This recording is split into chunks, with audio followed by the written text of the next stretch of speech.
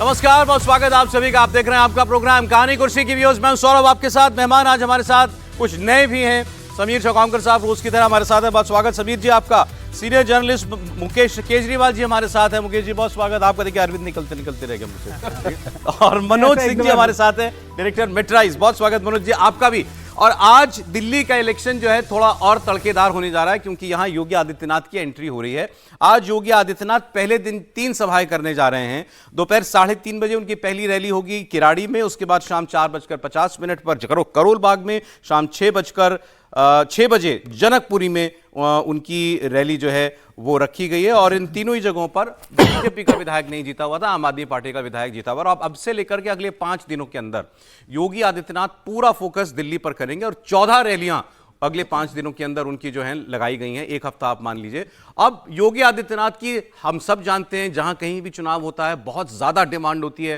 प्रधानमंत्री नरेंद्र मोदी के बाद सबसे ज्यादा जो स्थानीय उम्मीदवारों से जो डिमांड की जाती है, योगी आदित्यनाथ की उनके इलाके में सभाएं लगाने की जाती है। दिल्ली भी इसमें अब कोई अपवाद नहीं है। लेकिन योगी आदित्यनाथ पिछले लगभग 6 महीने से जिन तेवरों में दिखाई दे रहे हैं, उसका बीजेपी को भरपूर फायदा हुआ है। कटोगे बटोगे तो कटोगे के नारा देने वाले योगी आदित्यनाथ थे। इसका थोड़ा सा संशोधन करके एक रहेंगे तो सेफ रहेंगे, इसका महाराष्ट्र में उपयोग किया गया। आपने महाराष्ट्र में देखा बीजेपी के लिए क्या कमाल हुआ। इससे पहले हरियाणा का इलेक्शन हुआ था। हरियाणा के इलेक्शन में भी योगी आदित्यनाथ की रैलियों का बीजेपी को खूब फायदा मिला। उसका भी कुछ डेटा है, मैं आपको बताता हूं। जैसे हरियाणा में 20 सीटों पर प्रचार किया था योगी आदित्यनाथ ने, और उसमें से 13 सीटें बीजेपी ने जीती थी। कहने का मतलब यह नहीं कि योगी आदित्यनाथ ने प्रचार किया इसीलिए ही जीत गई, लेकिन वो एक फैक्टर रहते हैं चुनाव में बीजेपी के लिए हमेशा। तो हरियाणा में उनका स्ट्राइक रेट 65% का है। जम्मू कश्मीर में उन्होंने 11 सीटों पर जम्मू रीजन में प्रचार किया था। इसमें से 10 सीटें भाजपा जीती। 90% उन सीटों पर बीजेपी जीती जहां योगी आदित्यनाथ गए। और महाराष्ट्र में तो कमाल ही किया। 18 ऐसी सीटें जहां पर उन्होंने प्रचार किया, उनमें से 17 भारतीय जनता पार्टी जीती। मतलब लगभग 95% का स्ट्राइक रेट है। लेकिन आम आदमी पार्टी इसको बहुत हल्के में ले रही है। उनका कहना है योगी आदित्यनाथ आएंगे तो वही बोलेंगे जो वो बोलते हैं, लेकिन उससे कोई माहौल नहीं बनने वाला है। और दिल्ली का वोटर मन बना चुका है। अब उसका मन योगी आदित्यनाथ भी आ जाएं और कितनी भी सभाएं चाहें वो कर लें, वो बदलने वाला नहीं है। लेकिन आज हम जरा खास तौर पर उन्हीं सीटों की बात करेंगे जहां योगी जी की रैलियां लगी हुई हैं। और इसके बहाने सारी दिल्ली की चुनावी राजनीति वो भी हम लोग जो है वो डिस्कस कर लेंगे। तो कुछ डेटा, क्योंकि मनोज जी डेटा के आदमी हैं, तो आज सारा डेटा से शुरुआत करते हैं। सर, ये 14 सीटों का मेरे पास लिस्ट है। और इसमें से एक थी केवल भाजपा के पास, मुस्तफाबाद की। जी। वो भी 2015 में।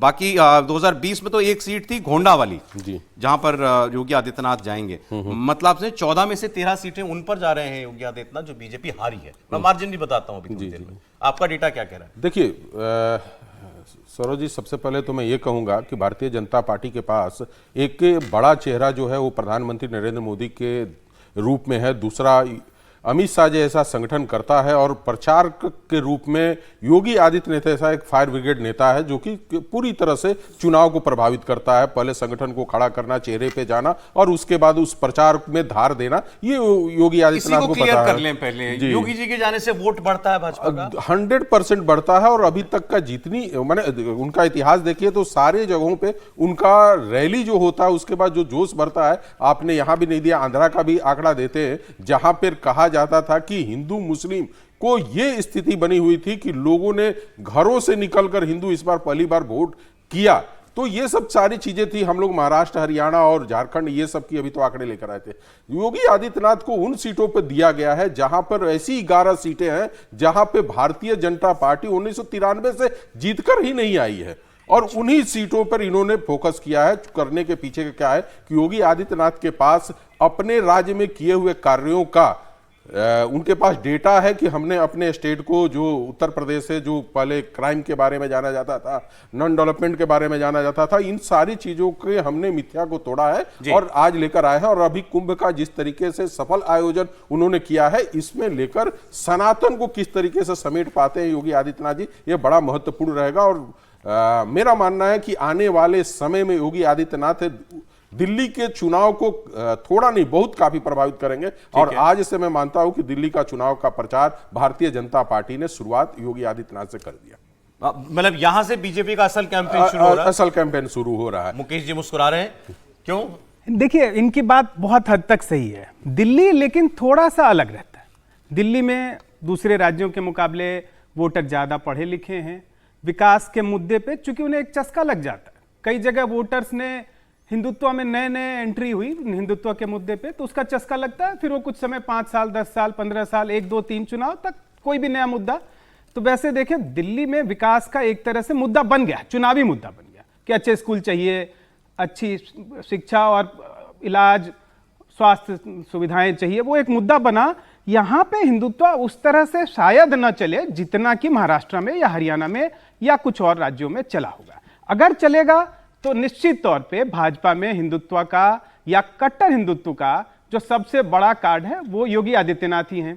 तो अगर भाजपा यहाँ के चुनाव को हिंदुत्व की तरफ, कट्टर हिंदुत्व की तरफ, हिंदू वर्सेस मुस्लिम की तरफ ले जाना चाहेगी तो उनको ज्यादा से ज्यादा रोप इन करेगी, ज्यादा से ज्यादा। और मुझे लगता है कि ये सारी सीटें अब उनको वैसी सीटों पे भी ले जाया जाएगा जहां पे मुस्लिम काफी हैं, क्योंकि वहीं पे ध्रुवीकरण ज्यादा चाहिए होता है भाजपा को और उन पे जीतने की संभावना उनको ज्यादा लगती है। वैसे इनमें से नहीं है ऐसी कोई, मतलब ज्यादा सीटें ऐसी नहीं है मुस्लिम हाँ, लोग तो हो सीटें सकता है आने लेकिन वाले आप दिनों कह रहे हैं कि हिंदुत्व की कॉन्स्टिट्यूएंसी और योगी आदित्यनाथ की अपील लिमिटेड रहेगी दिल्ली में, ऐसा लगता है। ऐसा आपको भी लगता है? अच्छा, इस पर संजय सिंह साहब जो सांसद है आम आदमी पार्टी के, उनका रिएक्शन है कि भाई योगी जी आ रहे हैं बीजेपी के प्रचार करने के लिए, बीजेपी का कार्यकर्ता बड़ा उत्साहित है। समीर जी एक बार जरा देख लें। बिल्कुल आता हूं। बिल्कुल। कोई माहौल नहीं बनना है।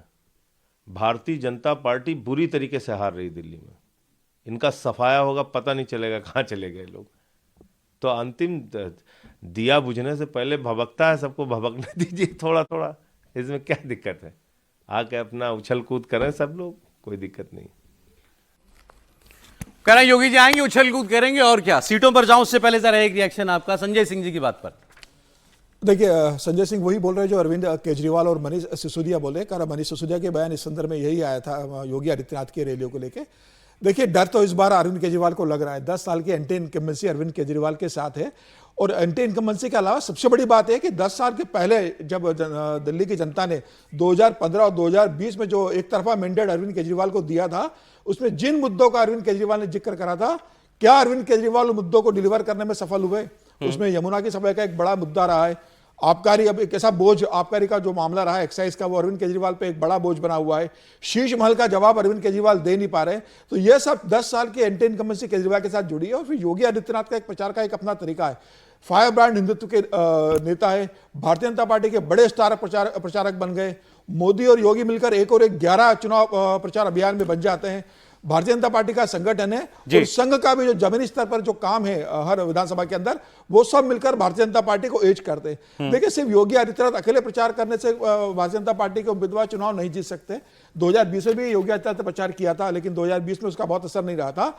इस बार भारतीय जनता पार्टी को इस बात का बेनिफिट मिल रहा है कि अरविंद केजरीवाल के खिलाफ एक जमीनी स्तर पर नाराजगी है, एंटी इनकम्बेंसी है। और जो प्रधानमंत्री मोदी ने अपनी रैली के अंदर कहा था कि अरविंद केजरीवाल की जो योजना है वो तो लागू रहेंगी और डबल इंजन की सरकार आएगी तो केंद्र की योजनाएं भी आपको मिलेगी। और जो अरविंद केजरीवाल बनाम एलजी का जो द्वंद्व चल रहा है, झगड़ा चल रहा है, अरविंद केजरीवाल नरेंद्र मोदी का जो झगड़ा चल रहा है, केंद्र और राज्य सरकार का जो झगड़ा चल रहा है, जिसके आधार पर यह कहा जा रहा है कि राज्य का विकास नहीं हो रहा है, मुझे लग रहा है ये एक बड़ा कारण बनेगा कि दिल्ली की जनता कहेगी कि दोनों जगह एक ही सरकार दी जाए। योगी आदित्यनाथ को आमतौर पर लोग केवल ये मान लेते हैं कि वो आएंगे तो चुनाव पोलराइज होगा, ध्रुवीकरण हो जाएगा चुनाव में, हिंदू मुस्लिम सरल भाषा में ऐसा चुनाव हो जाएगा। लेकिन वो इससे आगे बढ़कर एक बहुत अच्छे कम्युनिकेटर है, एक बहुत अच्छे एडमिनिस्ट्रेटर है। लॉ एंड ऑर्डर उनको उत्तर प्रदेश का है। उत्तर प्रदेश जैसा जो राज्य 2017 तक अखिलेश की सरकार में किस तरीके से रहा था, योगी आदित्यनाथ के पास बताने के लिए बहुत कुछ है कि उन्होंने अपने राज्य में किस तरीके से लॉ ऑर्डर लेकर आए और मोदी के साथ मिलकर केंद्र की योजना को कैसे उत्तर प्रदेश में लागू किया। तो मुझे लग रहा है कि मोदी और योगी की जो अपील है जनता के बीच में, उसका असर भारतीय जनता पार्टी को होगा। का आइकन दूसरा, दिल्ली के अंदर 25% आबादी पूर्वांचल से आए हुए लोगों की है जो यहां आकर बसे हुए हैं, रोजी रोटी के लिए आए, और लगभग 40 लाख आबादी है और उसमें से बहुत बड़ा हिस्सा जो है वो उत्तर प्रदेश से आए लोगों का है। अब उनके मन में योगी के लिए क्या भाव है और वो दिल्ली में काम करेगा क्या, इस पर मैं बात करें। मैं अब जरा सीटें को डिस्कस कर रहा हूं। अभी जो 14 सीटें जहां पर योगी जी जाएंगे, इनमें से पहले कुछ बताता हूं आपको क्यों इतना आसान ये चुनाव आम आदमी पार्टी के लिए नहीं है। आप किराड़ी की सीट लीजिए जहां उनकी पहली सभा होने जा रही है। मनोज जी, 45,000 का मार्जिन 2015 में था, 2020 में जीती आप ही, मार्जिन 5,500 रुपए वोट का रह गया। 45,000 से 5,500 का मार्जिन आ जाना, ये तो बता रहा है ना कि खतरा बहुत बड़ा है। नहीं, देखिए दूसरी बात, एक बात बता देते हैं कि भारतीय जनता पार्टी को अपने वोटर और यहाँ के वोट के साथ साथ उसको ये भी देखना पड़ेगा कि कांग्रेस को वोट परसेंटेज कितना आ रहा है। योगी आदित्यनाथ के प्रचार के बाद कांग्रेस का जो मूल वोटर था वो उनके पास कितना आ रहा है और भारतीय जनता पार्टी का वोट कितना बढ़ रहा है, इस पे डिपेंड करता है। लेकिन जो राड़ी एरिया है जहां पे इनके किराड़ी जहां इनके पुराने विधायक हैं, उनका परफॉर्मेंस भी, आदि डाटा हमने आपको शेयर भी किया है पहले, में उसमें देखते थे, ये परफॉर्मेंस के ऊपर डिपेंड है कि उनके ऊपर नाराजगी दिख रही है। लेकिन एक चीज जान लीजिए, ये ऐसा एरिया है जहां पे लेबर क्लास भी बहुत काफी है और वहां पे महिलाओं, जिन महिलाओं को इन्होंने फ्री बस सेवा दिया है, आप जाएंगे उन क्षेत्रों में तो वो कहेंगे कि ये जो फ्री सेवा बस का मिला है तो हमको अपने कार्य क्षेत्र में जाने में बड़ा आसानी हो रही है। और उससे होता क्या है कि उनके 10-20 रुपए बचते हैं लेकिन उनके लिए एक बहुत बड़ा अमाउंट हो जाता है। तो वहां पे आम आदमी पार्टी जो है अभी तक अपने वोटों को बचाने की कोशिश में है, लेकिन सीटें ये फंसी पड़ी है। कांग्रेस बीजेपी कांग्रेस के सहारे, बीजेपी कांग्रेस के सहारे पड़ी हुई है। क्योंकि पूरे आप दिल्ली के सिचुएशन को देखेंगे तो ये चीजें देखने को मिलेगी आपको कि भारतीय जनता पार्टी के परफॉर्मेंस के बाद कांग्रेस का परफॉर्मेंस कितना आगे बढ़ रहा है। और राहुल जी की तबीयत ठीक नहीं हो रही है, वो प्रचार में आ नहीं रहे, कांग्रेस का प्रचार जो है वोट नहीं रहा मुकेश जी। नहीं, वो तो ठीक है, वो रणनीति है। हो सकता है कि यहाँ के चुनाव में मोदी जी भी अपने आप को लिमिटेड रखे। हालांकि वो पहले प्रधानमंत्री हैं जो किसी भी विधानसभा चुनाव में इतनी रैलियां करती हैं। आज तक भारत के इतिहास में किसी प्रधानमंत्री ने इससे आधा क्या 1/4 भी रैलियां नहीं की होंगी। आप देखिए 2 रैलियां और एक अभी बूथ कार्यकर्ताओं से संवाद अभी कर चुके और इसके बाद कितनी करेंगे। लेकिन मैं सिर्फ इसमें एक बात सिर्फ जोड़ना चाह रहा था कि अक्सर ये हर डिस्कोर्स में ये देखा जा रहा है कि जैसे कांग्रेस जितना परफॉर्म करेगी वो आम आदमी, वो उतना भाजपा को फायदा होगा। पर मुझे ये भी लगता है कि अगर आम आदमी के खिलाफ जो एंटी इनकम्बेंसी होगी उसमें अगर कुछ हिस्सा बीजेपी को जाता हुआ कांग्रेस को भी जा सकता है। तो ऐसा बिल्कुल ये ना मान के चले कि कांग्रेस का जो भी परफॉर्मेंस होगा वो सिर्फ आम आदमी पार्टी के वोटर जाएंगे। ये भी संभव है कि आम आदमी पार्टी से जो नाराजगी होगी वो बीजेपी को जाने की बजाय कांग्रेस को पॉइंट किया। और ये डेटा दिखाता है 2015 में कांग्रेस पार्टी का 9% वोट था, लगभग 9-9.5%, और बीजेपी का उतना 4.5% हो गया जी। वो, और आप देखें तो लगभग उतना ही वोट बीजेपी का बढ़ा 2020 में। आम आदमी पार्टी का कमोबेश उतना ही वोट है जितना पिछले चुनाव में था। अब ये नहीं, अब ऐसा भी हो कांग्रेस का वोट बीजेपी को जाएगा ये सोच करके अजीब सी बात लगती है, लेकिन नंबर ऐसा बताते हैं। क्योंकि दो जो मेजर चीजें हैं, दलितों का वोट देखें या झुग्गी बस्ती में रहने वाले भी अगर आम आदमी पार्टी के काम से खुश नहीं है या कहीं कोई भी, देखिए 2 तरह की आइडेंटिटी यहां पे चलती है। एक तो है कि आर्थिक रूप से कितने विकसित हो गए हैं। दिल्ली एक महानगर है और यहां पे हर वोटर आमतौर पे 2 तरह की आइडेंटिटी लिए होता है। अपनी जाति, अपने धर्म की जो आइडेंटिटी होती है, उसके साथ ही विकास वाली आइडेंटिटी भी है। तो जो हावी हो जाएगी अगर उसमें वो दोनों आइडेंटिटी मिलके, और कुछ है जो जाति और धर्म वाली जो आइडेंटिटी है वहां कांग्रेस काट सकती है, लेकिन विकास के नाम पे जब वो वोट कर रहा होगा तो हो सकता है कि वो आम आदमी पार्टी से नाराज हो क्या। तो ये किराड़ी जैसी सीट पर जहां मार्जिन 45,000 से घट के आपका 5,500 हो गया, मनोज जी कह रहे हैं कि ये शायद पूरी कहानी नहीं बताता, इतनी टफ सिचुएशन में शायद आप नहीं है। देखिए यहाँ पे उस तरह से एक तो छोटी छोटी कॉन्स्टिट्यूंसीज हैं और उसमें 5,000 का भी मार्जिन ठीक ठाक माना जाएगा। और उसके बाद 5 साल बाद वो सेम फैक्टर्स काम नहीं कर रहे हैं। पिछली बार जो देख रहे थे बहुत ज्यादा हवा थी, पिछले 2 चुनाव में आम आदमी पार्टी की बिल्कुल जीत दिखाई दे रही थी। अगर आप कहीं भी गुजर जाते तो वो एकदम हवा में दिखाई दे रहा था। वो वेव नहीं है, उस तरह का वेव नहीं है। तो इसीलिए अभी से कुछ भी कहना कि वो वाले फैक्टर्स इस बार मुझे नहीं लगता कि उस तरह। अब देखिए इसके बाद करोल बाग की सीट की हम लोग बात करते हैं, योगी जी की, जहां आज 4:45 बजे सभा होगी। यहां आपने अपने आप को वोट के हिसाब से पिछले 2 चुनाव में लगभग 31-32 हजार की जीत पर बरकरार रखा और विधानसभा के हिसाब से और दिल्ली जैसी कॉन्स्टिट्यूएंसीज में बहुत बड़ा मार्जिन है, 30,000 वोट से जीत करके आना। तो योगी जी को टफ टास्क दिया गया इस बार। निश्चित रूप से इतने बड़े ब्रांड है तो जब अच्छा बॉलर होगा तो बैट्समैन भी बेहतर उतारा जाता है उसके सामने। तो योगी जी, निश्चित रूप से योगी जी से कहा गया होगा कि लिए ऐसी सीटें तय की होगी जहां भारतीय जनता पार्टी कभी जीती नहीं और जहां योगी आदित्यनाथ के जाने के बाद जीतने की संभावना बढ़ेगी। देखिए योगी आदित्यनाथ के जाने से सिर्फ हिंदुत्व का वोट नहीं बढ़ेगा, मुझे लग रहा है योगी आदित्यनाथ सिर्फ हिंदुत्व के ब्रांड एम्बेसडर के रूप में उनको जनता नहीं देखेगी, उनको एक अच्छे प्रशासक के रूप में भी देखेगी। और जिस तरीके से कुंभ का उन्होंने आयोजन किया योगी आदित्यनाथ ने, तो निश्चित रूप से एक बड़ा वर्ग जुड़ेगा। सबसे बड़ी बात है कि क्या कांग्रेस का वोट बैंक वो बचा रहेगा। मुझे लग रहा है कि कांग्रेस का वोट बैंक इस बार बहुत बढ़ने नहीं वाला है। भारतीय जनता पार्टी का वोट बैंक इस बार जरूर बढ़ेगा, और इसलिए बढ़ेगा क्योंकि आज जो 53 और 54% पे केजरीवाल की पार्टी बैठी हुई है जाकर वोट बैंक पे, उसमें कोई बढ़ोतरी नजर नहीं आ रही है। उसका डाउनफॉल होने वाला जितना है। अब ये डाउनफॉल कितना होता है, क्या 6 से 7% टूटती है आम आदमी पार्टी, ये देखना होगा। और जो वोट टूटेगा उसका बड़ा हिस्सा भारतीय जनता पार्टी कांग्रेस की सर, क्योंकि अगले हिस्से में डिटेल में मुझे बात करनी है, लेकिन मुझे ये बताइए, यूपी का कोई एक मूल निवासी जो दिल्ली में काम कर रहा है, मान लें वो ऑटो रिक्शा चला रहा है या वो लोअर मिडिल क्लास कैटेगरी में आता है, जो माना जाता है आम आदमी पार्टी को ज्यादा फेवर करता है, वो योगी आदित्यनाथ से प्रभावित होगा क्या? वो यूपी में भले उनका वोटर हो, दिल्ली में अपील काम करेगी क्या योगी की उन पर? देखिए 100% प्रभावित नहीं होगा, इसमें कोई दो राय नहीं। ऐसा नहीं कि योगी आदित्यनाथ प्रचार करेंगे तो यूपी के जितने वोटर है वो सब योगी को, कि उत्तर प्रदेश के मुख्यमंत्री है और वो खुद उत्तर प्रदेश को बिलोंग करता है वोटर, तो वो योगी के नाम पर वोट कर देगा, लेकिन बड़ा वोट शिफ्ट होगा। लेकिन अरविंद केजरीवाल की जो सबसे बड़ी यूएसपी इस समय है कि जो उन्होंने फ्री दे के रखा है, कि जो बहुत गरीब दबका है उसको बस फ्री मिल रही है, बिजली पानी फ्री की व्यवस्था करके रख रहे हो, तो उनके अंदर यह डर है कि क्या ये फ्री कंटिन्यू रहेगा। और 10 साल से जो लगातार आप सुविधा उठा रहे हो, जनता सोचती है कि भाई ये दे रहा है तो इससे क्यों जाओ। तो गरीब तबका जो है बहुत ज्यादा, वो मुझे लगता है बहुत ज्यादा शिफ्ट नहीं होने वाला है। लेकिन ऐसा मध्यम वर्गीय, अपर मिडिल क्लास, जिसने अरविंद केजरीवाल को वोट दिया था, जिसे फ्री की जरूरत नहीं है बहुत ज्यादा, उसके बाद भी उसने 2015 और 2020 में अरविंद केजरीवाल को वोट किया था, वो वोटर जरूर इस बार मुझे लगता है शिफ्ट होने की स्थिति में, और यही अरविंद केजरीवाल का एक बड़ा नुकसान। करोल बाग अर्बन कॉन्स्टिट्यूएंसी है। हाँ, करोल बाग जो सीट है अर्बन भी है। दूसरी बात है कि वहां पे जितने हैं बिजनेसमैन क्लास हैं, और इस बार जो वहां पे चुनाव हो रहे हैं और जो हम लोग के आंकड़े बता रहे हैं, सरोज जी, काफी हद तक बीजेपी के फेवर में जाते हुए दिख रहा है। और इनके आने के बाद, योगी आदित्यनाथ के आने के बाद, महाराज जी के प्रचार के बाद में वहां पे और सिचुएशन बेहतर होगा बीजेपी के लिए। दूसरी बात, जैसे आपने कहा कि उत्तर प्रदेश के जो वोटर हैं, देखिए भारतीय राजनीति का जो मूल मंत्र है वो जातियां हैं, उससे आप निकाल नहीं सकते हैं। जातियों में ही ये पूरी राजनीति बची हुई है। तो जो वहां से उत्तर प्रदेश से जो तबका आएगा, तो सबसे बड़ा कौन है, वो लेबर क्लास है, और वो किस कम्युनिटी से रिलेटेड, किस कास्ट से रिलेटेड करते हैं, उसके आधार पर यहां निर्णय लेंगे। उनको जहां यदि उनको वहां लगता है कि योगी आदित्यनाथ हमारे पार्टी से रिलेटेड नहीं है या हमारे मुद्दों से रिलेटेड नहीं है, तो यहां आकर वो प्रचार भी करेंगे, तो उनके रिएक्शन से कोई फायदा नहीं होने जाना, माने प्रचार से कोई फायदा नहीं होने जाना। लेकिन इतना तबका जरूर है, करोल बाग का आज का डेट में देखें कि बीजेपी काफी अच्छे तरीके से कर रही है और वहां पे प्रचार भी है। और जिस तरीके से प्रधानमंत्री ने अभी बूथ कार्यकर्ताओं के साथ संवाद किया, सौरभ जी एक बात बता दे रहे कि आम आदमी पार्टी की सबसे बड़ी अच्छाई जो इस पूरे इलेक्शन में दिख रही है कि उनके कार्यकर्ता रोड पे नजर आ रहे हैं। आप जिस भी क्षेत्र में जाएंगे, आप आम आदमी पार्टी के कार्यकर्ताओं को रोड पे पब्लिक के साथ कनेक्ट होते हुए आप देखेंगे। भारतीय जनता पार्टी यहां कहीं ना कहीं पिछड़ते हुए आम आदमी पार्टी के यूएसपी बीजेपी की बात, ये पहले मुझे भी लोगों ने बताया कि भाई आम आदमी पार्टी के वर्कर घर घर जा रहे हैं और 2-2 4-4 बार विजिट किया है कई घरों में, तो उन्होंने नहीं, वो दोनों ही पार्टियों के साथ, मुझे नहीं लगता कि बीजेपी इसमें पीछे है।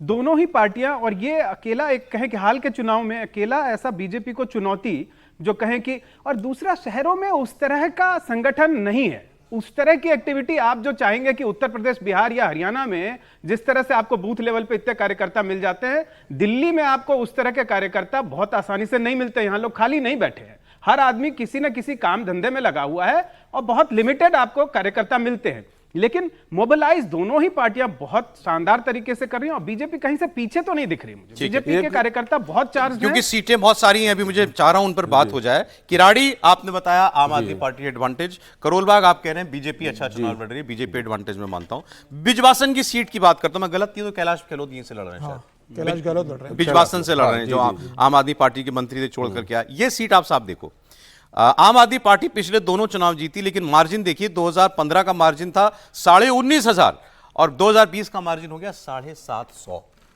मतलब कैलाश गहलोत बाल बाल निकले थे पिछली बार, इसी सीट से लड़े थे, और इस बार आप देखते हैं इस बार सीट ये पूरी तरह से वो लूज हो जाएगी जैसे दिख रहा है, आंकड़े भी बता रहे हैं। और उसके पीछे का कारण है कि इस बार उनको कहीं भी मूवमेंट का मौका भी नहीं दिया गया, बहुत सारी चीजें उन पे लगाई गई और बहुत सारे पॉलिटिकल जो कहिए कि एलिगेशन उनके ऊपर लगा, उस पर भी वो फंसे, चाहे वो भ्रष्टाचार से रिलेटेड हो, चाहिए सर। तो ये सीटों पे भारतीय जनता पार्टी जो है अच्छे स्थिति में दिख रही है और आने वाले जैसे प्रचार बढ़ेगा, जो योगी आदित्यनाथ जी का भी उधर लगा हुआ है, तो ऐसी स्थिति में कहीं ना कहीं ये ज्यादा फाइट करते हुए नजर इस आएंगे। सीट पे मैं एक जोड़ देता हूँ ब्रिजवासन पे। देवेंद्र सहरावत कांग्रेस से चुनाव लड़ रहे हैं। 2015 में वो आम आदमी पार्टी से वहां से विधायक थे, उसके बाद वो भारतीय जनता पार्टी में चले गए थे, उसके बाद वो शिवसेना एकनाथ शिंदे के साथ गए, दिल्ली के प्रभारी बने वो, और अब वो कांग्रेस में गए, कांग्रेस से चुनाव लड़ रहे हैं। तीनों कैंडिडेट वहां पर जाटे जाट बहुल सीट मानी जाती है। तीनों उम्मीदवार जाटे, वो चाहे कांग्रेस का हो, चाहे बीजेपी का हो और आम आदमी पार्टी का हो।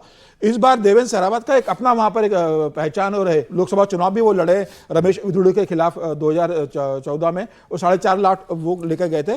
तो देवेंद्र सहरावत के इस बार कांग्रेस से चुनाव लड़ने पर आम आदमी पार्टी को एक शर्त होगी कि एक बड़ा वोट बैंक वो तोड़कर लेके जाएंगे इस चुनाव के अंदर।